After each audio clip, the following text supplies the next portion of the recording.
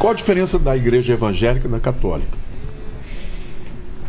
Os católicos, eles acreditam, além da Bíblia, eles acreditam na tradição. Tá. E que o Papa, quando ele está ex-cátedra, ou seja, quando ele está sentado na cadeira de Pedro, ele é inerrante. Ele não erra. Ele não erra. Mas eles acabaram de assumir que os papas erraram antigamente? Então hoje a própria Igreja Católica está repensando isso. Mas durante séculos era assim. Já a Bíblia não. Lutero, a primeira coisa que ele falou é só a fé, só a palavra. Então a Bíblia passou a ser, porque durante o Qual período... é o contexto histórico para o cara se rebelar? Tinha um pessoal que não estava... Lutero era um cara que era um sacerdote, que ele vivia com uma série de questionamentos, de lutas, porque ele tinha tentações, era um jovem, era um homem, né? Provavelmente olhava para uma mulher e desejava e tal. E ele então, um dia ele estava lendo o livro de Romanos, ele descobriu que a salvação era pela fé, pela graça. E aquilo mudou a vida dele. Ele passou a amar as escrituras porque ele percebeu que não tinha... A Igreja Católica falava o que nessa época? A Igreja Católica, ela trazia muito peso sobre o pecado. E tinha um indulto? Você tinha... Então, as chamadas indulgências eram perdão vendido. Exato. Durante o período que Lutero estava vivo, né, porque agora, dia 31, né, nós tivemos aí o aniversário da Reforma, de 1517, né? Fez 505 anos.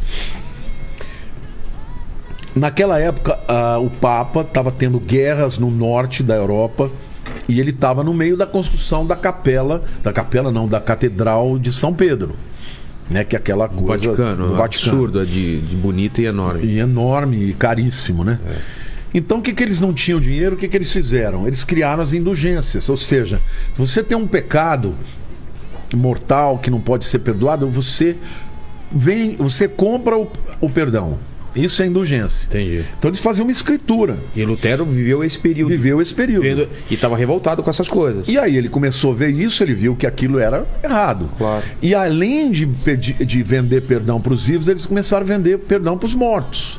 Nossa. Então, se meu pai foi um cara ruim e tal, eu pagava para ele também. Pra ir pro céu.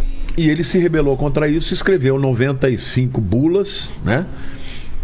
Dizendo que onde estava o erro e tal. E ali começou uma reforma que se espalhou por toda a Europa. E ele foi perseguido por causa disso? Ele foi perseguido, mas o Lutero, o sonho dele era morrer pelo Evangelho. Mas ele nunca morreu. Porque 100 anos antes tinha um homem que chamava o Ganso, o apelido dele. Ele foi queimado em Florença, na praça, e ele disse assim: podem matar o ganso, mas daqui a 100 anos vai nascer um cisne, e ele vocês não vão conseguir matar. E 100 anos depois nasceu o Lutero. Olha só. Esse cara chamava John Huss. E o Lutero, durante a vida inteira dele, ele provocava a igreja para ver se matava, porque ele não matava. E ele trouxe essa nova mentalidade em que, na época da Idade Média, as pessoas eram analfabetas, não sabiam ler. Agora, por que a reforma de Lutero ela deu certo? Porque o Gutenberg tinha criado a imprensa e imprimiu a Bíblia como primeiro livro. Porque antes ninguém tinha acesso. E aí todos os escritos de Lutero, ele mandava para as pessoas lerem, falando mal das coisas que a Igreja Católica fazia. E além disso, a ilustração de capa, ele sempre fazia com pinturas de um artista muito famoso que pintava para ele. Então, quem? Um cara, não sei qual que é o nome dele, mas eu já li sobre isso. O cara bom, então era um livretinho lindo. O cara lia falando mal dos desmandos da igreja. E aí ele começa a convencer um monte de gente. Um monte de gente, aí houve a chamada Reforma Protestante em 1517, 31 de outubro. Uai, seu app de vídeos curtos.